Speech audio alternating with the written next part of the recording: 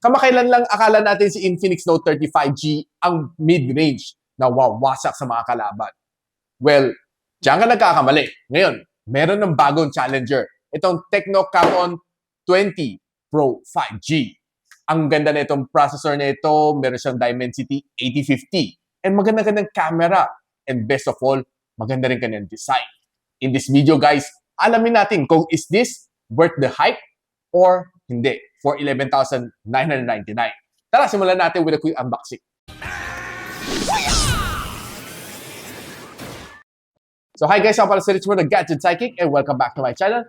Hawak na natin is the Tecno Camon 20 Pro 5G. Ang ganda ng kanyang design, ang likod niya, para meron siyang eco leather finish. Ang sarap hawakan. Hindi mga tulad ng iba, either glass finish or plastic back finish na medyo nakakasawa na. Iba ni Tecno this time around and making it look premium. But before that, simulan natin with a quick unboxing. So ito na guys, ang Tecno Camon 20 Pro 5G. And this one comes together with the 8+8 na memory and 256GB of storage. AMOLED pa kanyang display. And meron pa siyang pinagmamalaki dito na Muse Design Awards 2023 na gold winner. So buksan natin. So outright, kita na natin ang design nito. Ang ganda niya, no? Medyo kakaiba lang kanyang design dito. Medyo unorthodox siya. Hindi siya typical na square, typical na rectangle, or just yung dalawang barrel lang ang design niya. Medyo kakaiba lang kanyang pentagon dito. Hindi siya symmetrical. Probably that explains why ang dami niya mga kakaiba dito na shapes that surrounds this phone. And sabi ni Tecno dito sa likod niya, meron siya luxury lychee pattern na magic skin. So medyo may pagka-eco leather finish siya. Yung camera module na dito, medyo kapitin siya ng mga fingerprints. As well as yung kanyang plastic frame, medyo kapitin din ng fingerprints. Bigyan ko lang kayo ng quick phone tour sa lalim. Nandiyan pa kanyang audio jack, microphone in, Type-C port, and of course kanyang loudspeaker. Sa kabilang side, nandiyan kanyang power button and volume rocker. Magtataka kayo bakit dito fingerprint scanner dahil in-screen na ang kanyang fingerprint scanner. Sa ibabaw, nandiyan ang kanyang noise cancelling mic and another loudspeaker. And on the other side, it's your SIM tray. Sundutin lang natin siya, no?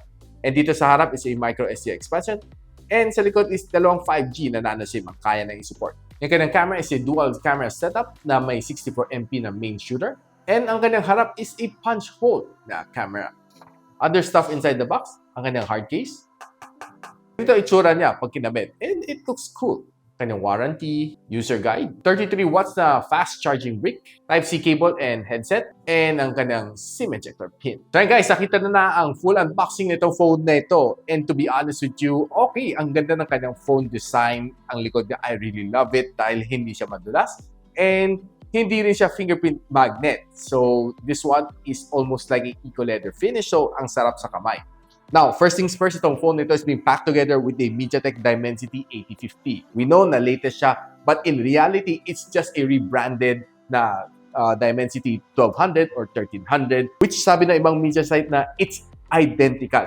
Now, itong score na ito sa Antutu benchmark will definitely blow your mind away. Dahil normally, yung mga phones below 15,000 pesos, it's hard to score a 500,000 points dito sa Antutu benchmark. But easily, itong phone na ito, it runs away with itong score na ito, 678,000 points. Which for me, this is just the tip of the iceberg. And very decent yung kanyang score din dito sa 3D Mark. Now, probably this one might sway you away. Ang kanyang thermal throttling test dito, we can see na pababa siya ng pababa. Though hindi naman siyang pulang-pula dito, but along the way, nakita natin, no, medyo namumula siya. And it throttled to 69% ng kanyang max performance. So ginawa ko naman itong throttling test na ito for 6 times, putting yung kanyang CPU performance to the maximum, and this is the result. Almost identical ang nakukuha natin. Now, does this mean na sobrang bad ang kanyang processor?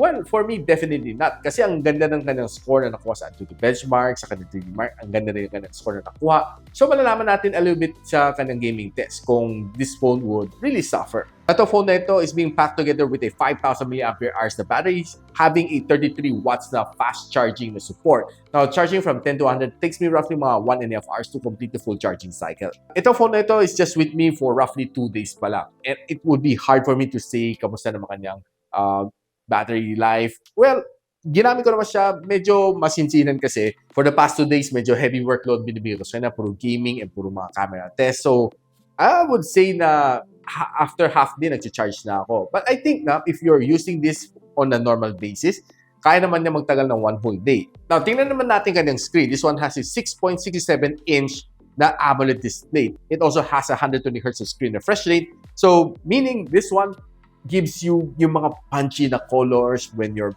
watching videos dito sa phone na ito. And when you're watching mga dark movies dito, kayang-kaya din yan. Will give you the black is blacker na experience. For me, I did try to watch some videos dito sa YouTube. And I can say na I really did enjoy for the past 2 days kasi very immersive yung kanyang experience, and I did watch the NBA Finals dito. It was also good. And one thing na napansin ko, normally phones at this price point, medyo makapal ang baba. But ito sa kanya, the Tecno Camon 20 Pro 5G, ang nipis ng kanyang bezel. Oh. Tingnan mo, almost symmetrical ang sides niya. Now, this is the first time na nakita ko itong mode na ito, high brightness mode. So, meaning ko, sobrang lakas ng araw, pwede mo i-turn on to para mas mababasa mo everything na naka-display dito sa phone na ito. But remember, pag naka-turn on to, mas mabilis, maubos ang yung battery, and medyo mas mainit ang phone mo. The phone na ito, like I said, has a 120 Hz of screen refresh rate. You can choose auto switch, 60, 90, or 120. Ako, I'll just stay with 120. You can choose your color style kung gusto nyo yung bright color na enhancement, and yung color temperature, pwede mo rin laro. Now, itong phone na ito comes running on iOS version 13 inside Android version 13. Probably one of the things that you might ask me kung kamusta naman kanyang software update. Well, honestly, I would say na at least mabibigyan naman sila ng at least 2 years or 3 years na software update for this one. So, ang concern nyo is about bloatwares. Yes, medyo may mga bloatwares dito, but it's so easy to delete. Or you can use itong freezer app ni Tecno and ilagay mo ang mga apps mo dito na hindi mo kailangan. Na system app let's say, lagay natin to under sa freezer. So meaning, pag nasa freezer siya, hindi na siya active. Okay, di ba? Now, checking socials dito, swiping on YouTube, on TikTok, Instagram, and of course, Twitter. Okay, very smooth naman siya dahil sa kanya 120 Hz of screen refresh rate. And as long as meron ka magandang internet connection, I don't think mag-slow down to. Very smooth siya. So right now, pag-usapan naman natin ang gaming on this phone. So alam naman natin, ang Dimensity 8050, it's a powerful one. So expect natin that this one would be able to perform good under gaming. Now, playing Call of Duty Mobile, all height settings ang kaya mo ilagay dito. And naglaro naman ako ng mga rank match. Okay naman siya. Very smooth. Wala akong na-feel na problem nito. Hindi man lang siya naglalag. Wala akong na-feel na frame drops. And the gameplay is very, very smooth. Now, ang touch response dito is very responsive. And ang sounds dito is quite good.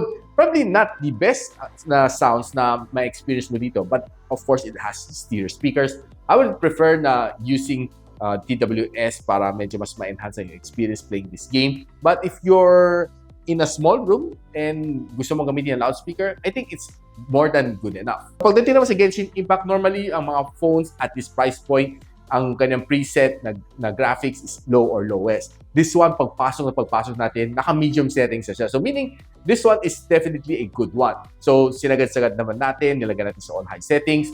And the gameplay after 50 minutes, okay naman siya. But if you run it along after 30 minutes, medyo mafe-feel mo may kunting frame drops. I wouldn't say na sobrang smooth, but along the way, mafe-feel mo na medyo may mga frame drops dahil siguro hindi niya kaya na all high settings dito sa kanya.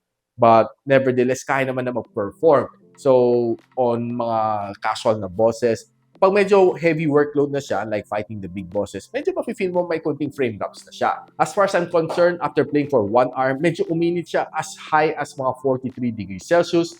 But using a cooler might cool it down faster if you like it to be cool. Napag-usapan naman natin ang kanyang camera. Itong phone na ito has a 64MP na RGBW na OIS na main camera sensor. Together with this one, I think it's a depth sensor.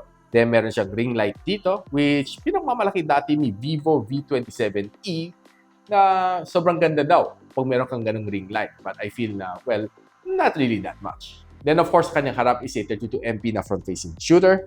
Ang kanyang rear camera can shoot up to 4K and 30 FPS. And ang kanyang front camera can shoot up to 2K and 30 FPS. Now, alam naman natin si Tecno Camon is a camera series. Now, taking some shots outdoors, well, I would say na ang ganda ng mga photos na nakukuha niya, no? Even though na medyo makulimlim outdoors, it was able to reproduce yung mga shots really nice. And medyo feel ko lang, at times, parang medyo saturated nga lang mga photos na nakukuha ko dito. And this one is a normal shot. And this one is a 2x zoom shot. Checking some top of the building shot, maganda rin makakuha niya. Medyo saturated nga lang talaga siya. Now, checking some indoor na low light shot. Well, honestly, ang ganda ng mga reproduce na ng shots dito. No? I was really amazed how this was able to reproduce some of the shots na medyo low light, pero na-enhance niya to make it a little bit better than the usual. And majority ng mga shot na ito, even though sa mga food shot na ito, are under low light, but ang ganda ng kuha niya. Tinry ko rin kumuha some fruit shots sa grocery, and these are some shots na nakuha natin, which I think medyo saturated shot. Good if you're trying to post it sa Instagram. Itong shot na ito, nabilib ako na medyo maganda siya, no? And it was really nice ang pagkuha dito sa rose na ito, and dito sa tulip shot. Pumasya nga pala ako sa Robinson's Town Mall, Malabon, and nakita natin ang Tecno na kiosk, and well, yeah, meron sila Tecno Camon 20 Pro 5G. And tinry ko rin kanina night mode, medyo madilim, and yes, these shots are really nice. Checking some selfie shot, be it indoor, outdoor. Okay, ang ganda ng mga shots na nakuha na dito. I'm really amazed with its 32MP na front-facing camera. Except siguro some point na medyo dark scene, medyo madilim nga lang siya. Check naman natin right now some samples ng video using the front-facing camera and the rear camera. Guys, right now I'm recording using the Tecno Camon 20 Pro 5G. I'm recording using the front-facing camera at 2K and 30 FPS. I can say that the video quality is pretty decent. And yeah, you can say that this is probably going to be your end vlogging phone. The resolution is pretty nice, just a bit jittery. So guys, ito naman ang quality you'll be getting if you're recording using the Tecno Camon 20 Pro 5G indoor, 2K and 30 FPS. Well, yeah, I know, medyo shaky, but if you're using it just for a stable shot like this, pwede, magandang quality. So guys, right now, ito ang Tecno Camon 20 Pro 5G, recording at 4K, 30 FPS. I can say, ang ganda ng kanyang resolution. And it's a bit shaky if you're using just your bare hand. Probably mas maganda pag meron kayong gimbal or tripod na gagamitin para mas stable ang video na makukuha nyo dito sa phone na ito. But overall, I can say I'm pretty satisfied sa kanyang video resolution.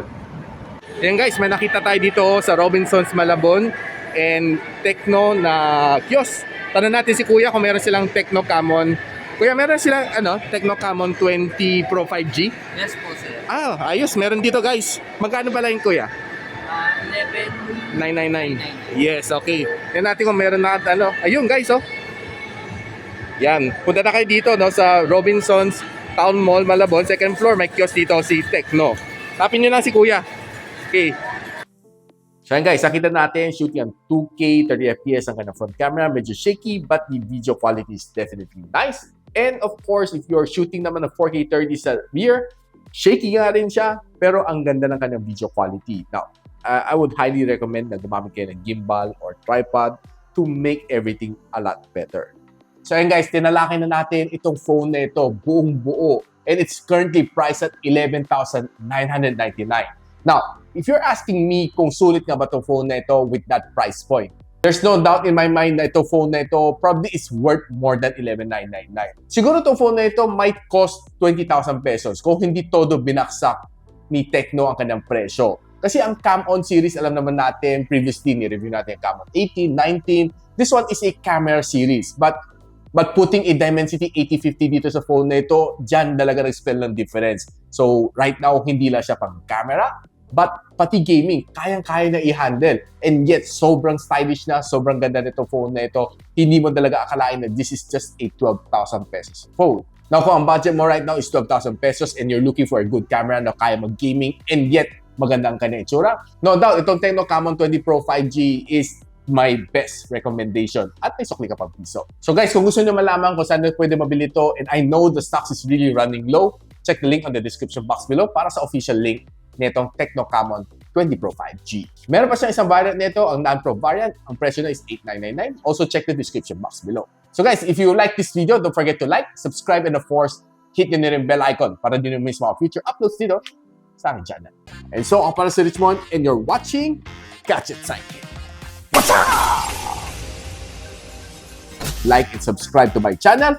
Don't forget to hit that notification bell. For one of my latest uploads, click nyo dito.